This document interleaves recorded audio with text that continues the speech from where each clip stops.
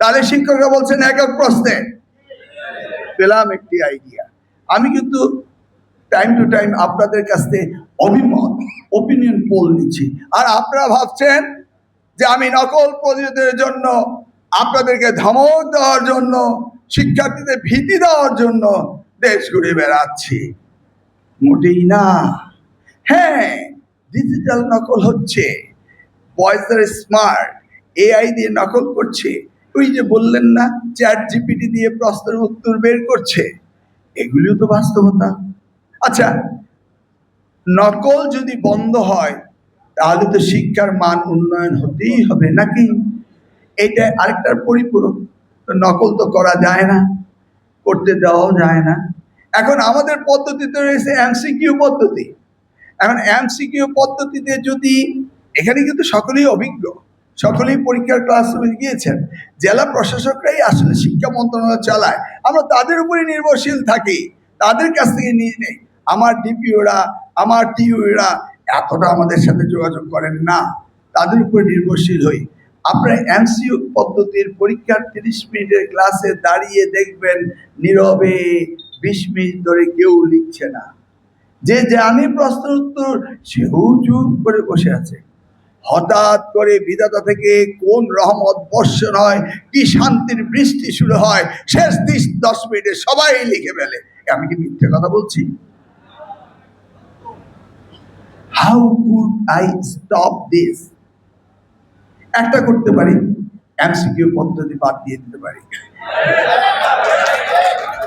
কিন্তু blending is a modern technique for the student to learn. সৃজনশীল question থাকবে, short question থাকবে, MCQ থাকবে, ইট ইজ এ ব্ল্যান্ডিং, তাই না?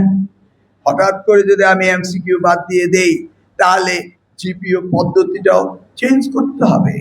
কারণ আপনাকে যখন ওই আমার ওখানে সর্বসিনিয়ররা যখন পরীক্ষা দিয়েছিলেন, আমার পরবর্তী থার্ড ক্লাস ছিল 33-তে, ফার্স্ট ক্লাস ছিল 60%-এ, সেকেন্ড ক্লাস ছিল 45-এ, নাকি?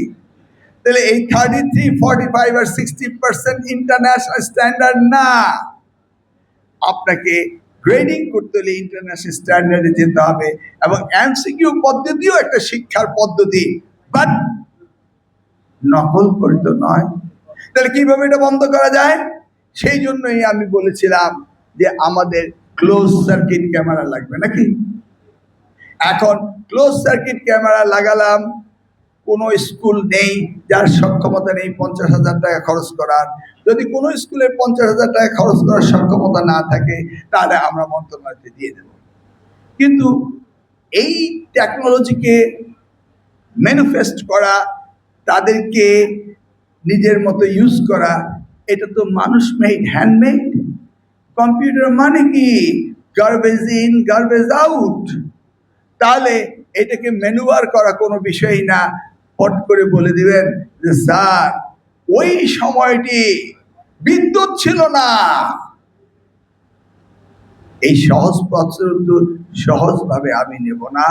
সেই জন্য যা এই বিদ্যুৎ থাকুক কি না থাকুক, আপনাকে আইপিএস থাকতেই হবে, এবং এমসিকিউ ক্লাসের যে পরীক্ষা হচ্ছে সেই ক্লোজ সার্কিট ক্যামেরার রেকর্ড আপনার আর্কাইভে থাকতে হবে।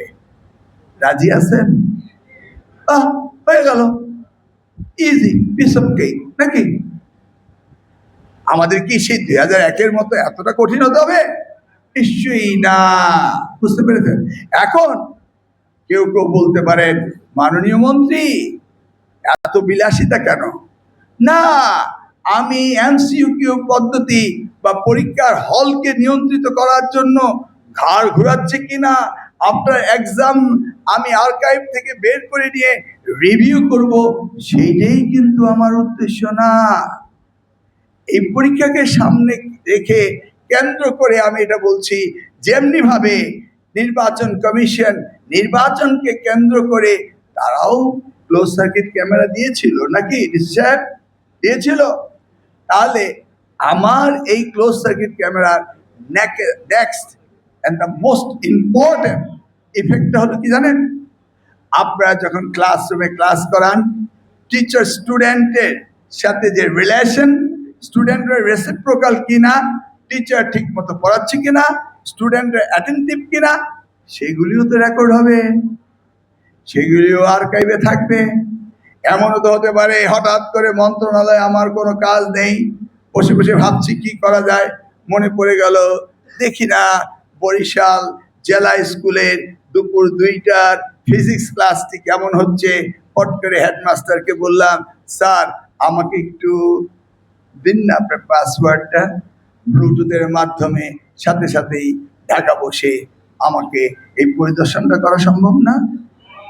আমি যদি কমিটি করে দেই বরিশালের প্রত্যেকটি জেলার যারা শিক্ষাবিদ রয়েছে তাদেরকে, এবং যারা জবাবদিহিতা করবে ওই মঞ্চে উপবিষ্ট রাজনীতিবিদ যারা জাতীয়তাবাদী দল করে জাতির সামনে তারেক রহমানের সাহেবের সেই আগামীর বাংলাদেশ উপহার দেওয়ার ঘোষণা করছেন, তাদেরকে যদি আমি তাদের দ্বারা যদি একটি কমিটি করাই, headed by the other distinguished officers, তারা যদি হঠাৎ করে মনেই করেন যাচ্ছি বরিশাল থেকে ঢাকায় দামি জাহাজে উঠে মোবাইলটা একটু চালিয়ে দেখি না ওই স্কুলে কিভাবে ক্লাস হচ্ছে, এটা কি তারা করবেন না?